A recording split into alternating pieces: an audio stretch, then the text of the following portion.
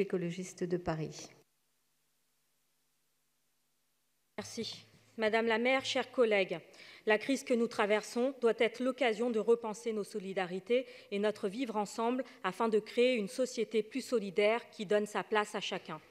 Je pense d'abord aux personnes en grande précarité, à celles et ceux que cette crise frappe plus durement que les autres, aggravant les difficultés du quotidien. Face à ces situations, la ville a répondu présente et a réussi à maintenir, dans un contexte très compliqué, des dispositifs comme les distributions alimentaires grâce à une mobilisation conjointe avec l'État et les associations.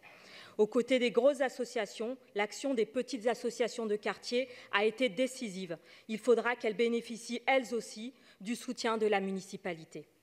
La ville a été présente pendant le confinement, il faudra qu'elle le soit également par la suite.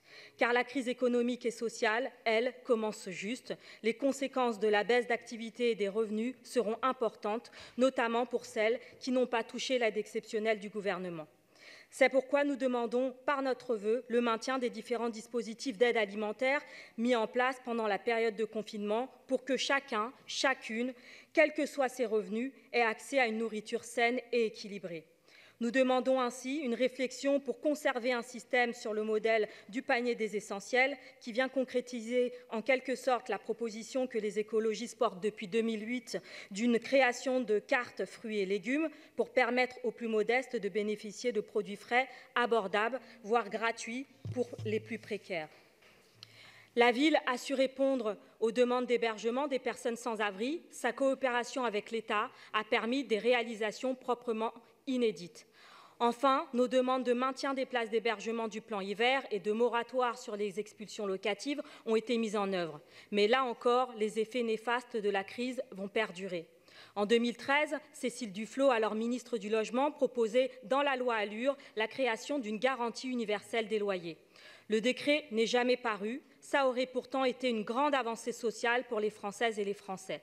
Peut-être est-il temps de créer une bulle parisienne. Peut-être les parlementaires ici présents pourraient-ils l'apporter au niveau législatif. Bien sûr, des dispositifs d'aide de ceux qui ne peuvent plus payer leur loyer existent déjà. Il faut désormais accentuer les dispositifs d'aller vers, là où le non-recours au droit est un risque fort. Les publics les plus précaires doivent être prioritairement assistés à travers des aides ciblées et un abondement des fonds de solidarité logement. Dès le 21 mars, nous avons demandé la mise à disposition des chambres d'hôtel inoccupées et de plusieurs lieux susceptibles d'accueillir les personnes en situation de rue en garantissant leur sécurité sanitaire. Nous réitérons ces demandes, notamment pour les jeunes isolés étrangers qui sont particulièrement vulnérables et devraient avoir des dispositifs dédiés. Quant aux mineurs isolés étrangers en recours, nous continuons de plaider pour une présomption de minorité et un accueil dans une structure spécifique en attendant une décision de justice. La proposition faite par la ville et l'État d'accueil temporaire avant de prise en charge par le SIAO n'est pour nous pas une solution, comme l'ont d'ailleurs dénoncé Médecins du Monde et Médecins sans frontières. Dans le nord-est parisien, le nombre d'exilés en situation de rue a bien diminué, mais leur situation reste néanmoins dramatique.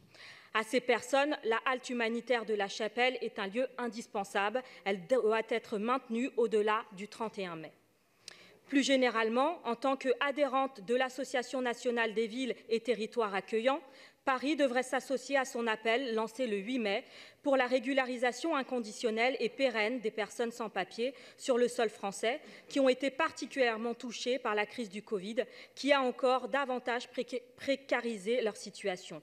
Leur régularisation serait une mesure forte et un grand pas en direction de la société solidaire à laquelle nous aspirons.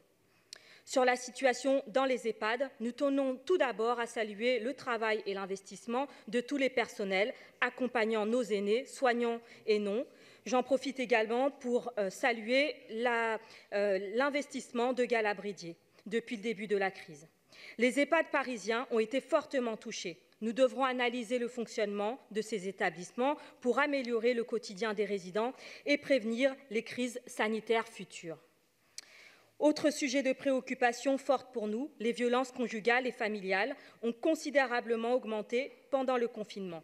L'augmentation du budget alloué aux associations à travers la DDCT 18 des PSP est à saluer. Mais nous partageons les inquiétudes de Madame Bidard quant à une probable augmentation des besoins en la matière avec le déconfinement progressif. Un dispositif spécial pour faciliter l'accueil en commissariat est-il prévu dans cette perspective? Enfin, je salue la décision de la ville de se ranger à l'avis des écologistes sur la nécessaire réouverture des parcs et jardins suite au courrier que nous avons adressé à Pénélope Comites le 23 avril. Nous appelons maintenant le préfet et le ministre de la Santé à en faire de même.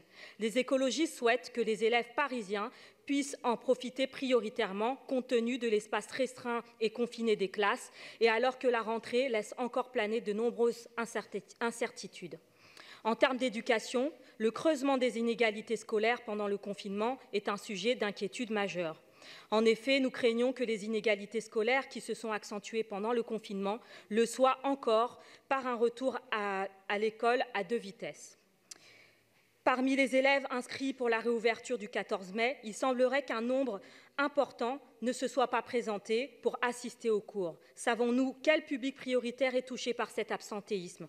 Dans le cas où il s'agirait des élèves issus de familles précaires ou décrocheurs, il conviendrait de revoir à la hausse le montant prévu pour la DDCT 30 afin de lutter contre la fracture numérique et s'assurer d'une bonne articulation entre les équipes éducatives, les associations et les travailleurs sociaux pour garder le contact avec ces élèves et maintenir, à défaut d'un retour à l'école, une véritable continuité pédagogique. Pour conclure, je souhaite saluer la sage décision de la ville de maintenir le dispositif des vacances arc-en-ciel, plus que jamais nécessaire pour les jeunes Parisiens. La DASCO 52 ne précise pas les modalités d'application de ces vacances dans le contexte Covid-19, celles-ci ayant été rédigées avant l'annonce du Premier ministre d'autoriser les départs en vacances la semaine dernière. Si les demandes devaient excéder l'offre et qu'une sélection devait être faite faute de capacité suffisante, nous espérons que les familles les plus précaires seront là aussi priorisées. Je vous remercie. Merci à vous, Madame Fatoumata Koneh. Valérie Namias, pour le groupe UDI Modem, il vous reste 3